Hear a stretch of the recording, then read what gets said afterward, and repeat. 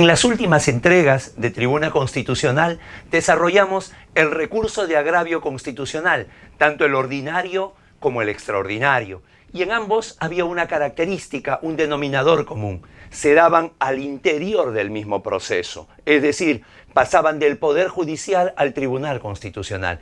Empero, para algunos, el proceso de ejecución forma parte del mismo proceso, para otros no. Estaríamos ante un nuevo proceso. Sin embargo, el Tribunal Constitucional desde hace ya muchos años ha mostrado una preocupación porque la ejecución tanto de sus sentencias como las del Poder Judicial demoren o se dilaten en demasía.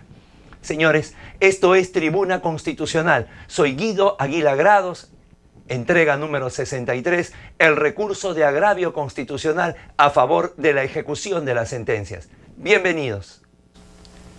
El recurso de agravio constitucional está regulado como tal en el Código Procesal Constitucional. La Constitución no. La Constitución determina un recurso innominado, aquel que traslade la jurisdicción del Poder Judicial al Tribunal Constitucional. Sin embargo, el Tribunal Constitucional, como ya lo hemos señalado en los dos programas anteriores, ha desarrollado su autonomía procesal. Esa autonomía procesal nos tomamos nosotros la libertad de dividirla en ampliativa, correctiva y creativa.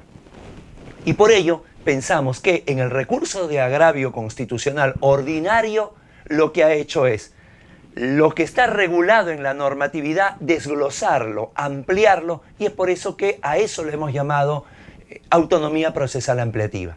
Lo que ha desarrollado más bien en el RAC extraordinario es ir a contracorriente de lo señalado en los textos, con lo cual estaríamos hablando de una autonomía procesal correctiva. El día de hoy, cuando vamos a analizar el RAC a favor de la ejecución de una sentencia, ni contradice ni abunda, simplemente no está regulado, y aquí es donde el Tribunal Constitucional crea este mecanismo. Y este mecanismo lo crea a raíz de la inmensa problemática que tiene la ejecución procesal en nuestro país. En efecto, no han sido pocas las sentencias donde el Tribunal Constitucional ha llamado la atención, inclusive al juzgado, a la sala, a las propias procuradurías por haber actuado, digamos, de una manera temeraria, con un afán abiertamente dilatorio, señalando que cuando ya hay una sentencia, sobre todo del Tribunal Constitucional, esta debe de cumplirse en el menor plazo posible. Parece que ese no ha sido el espíritu que ha encontrado en la ejecución de las resoluciones del tribunal. Es más, llega a haber en algún momento en que señala de que la ejecución está demorando más de 3 años, o que desde el momento que se interpuso la demanda hasta ese momento que se reclama la ejecución ha podido pasar inclusive más de 7 años, señalando que eso no ayuda a la eficacia de los derechos fundamentales. Por último, el TC mismo ha señalado de que el derecho fundamental al plazo razonable no es solamente desde el inicio del proceso con la demanda hasta la sentencia firme que adquiere la calidad de cosa juzgada, sino que también ese plazo razonable debe extenderse a la ejecución de la resolución. Sin embargo, todos estos RAC que viene creando el Tribunal Constitucional los viene haciendo solo a través de una doctrina jurisprudencial. Llama la atención que hasta ahora no hay utilizado el precedente constitucional, esa gran revolución del derecho peruano en el siglo XXI. Empero, ya centrándonos en lo que viene a ser este RAC a favor de la ejecución, vamos a encontrar dos modalidades. La primera de ellas, el llamado recurso de agravio constitucional verificador de la homogeneidad del acto lesivo, tanto en las sentencias del Poder Judicial como en las sentencias del Tribunal Constitucional. En efecto, en la sentencia 5496-2011, un proceso de amparo proveniente de Lima Norte, el caso Agustín Yantoy Palomino, en los fundamentos 9º y 10º, señala que la represión de actos lesivos homogéneos es un mecanismo de protección judicial de derechos fundamentales frente a actos que presentan características similares a aquellos que ya han sido considerados en una sentencia previa como contrarios a tales derechos. En buena cuenta, es una extensión de la ejecución de una sentencia constitucional favorable. La represión de actos lesivos homogéneos la ampliaremos, la veremos en nuestra siguiente entrega.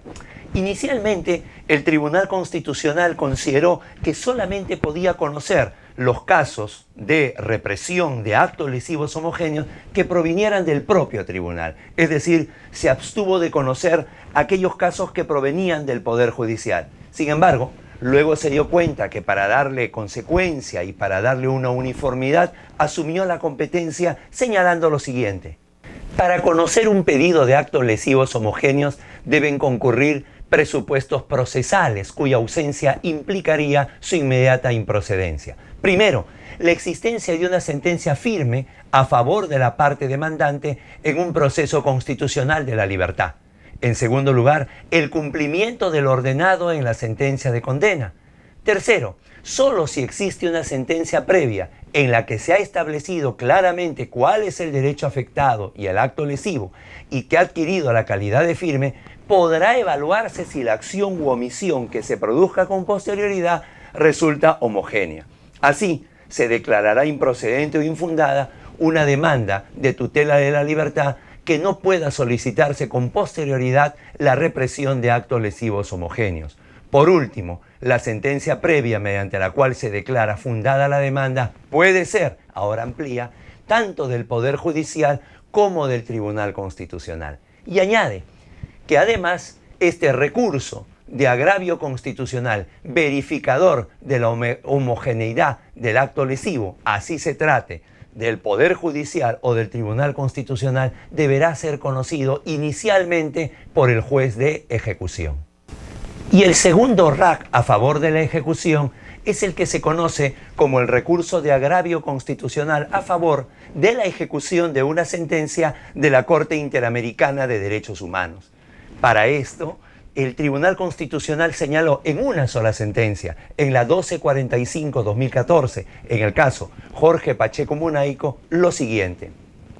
Si bien es cierto, lo que ha llegado vía recurso de agravio constitucional no es una sentencia ni del Poder Judicial ni del Tribunal Constitucional, sino de la Corte Interamericana de Derechos Humanos, este tribunal, señalaba, se encuentra en la obligación de hacer recordar que en el agotamiento de la vía interna fuimos competentes para conocer este caso. Por lo tanto, según el artículo 2 de la Ley 27775, Ley de Ejecución de las Sentencias de la Corte Interamericana de Derechos Humanos, somos absolutamente competentes para poder decidir sobre esto. Y de esta manera, de nuevo, vía doctrina jurisprudencial y no precedente, se crea el RAC a favor de la ejecución de las sentencias de la Corte Interamericana de Derechos Humanos. Resumiendo, tenemos entonces, respecto del RAC, un RAC intraproceso, si por esto conocemos solo el tránsito del Poder Judicial al Tribunal Constitucional en pleno conocimiento de los hechos. Esto es el RAC ordinario y el RAC extraordinario. Y tendríamos una suerte de RAC extraproceso si vemos al proceso de ejecución como algo externo. Y aquí habrían las dos variantes. El RAC a favor de la declaración de la represión de actos lesivos homogéneos y el RAC a favor de la ejecución de las sentencias de la Corte Interamericana de Derechos Humanos. Así, a través de 3 programas, hemos analizado el recurso de agravio constitucional, esto es, el recurso extraordinario de los procesos constitucionales de la libertad. Nos vemos en la siguiente entrega. No olviden suscribirse, comentar, difundirlo.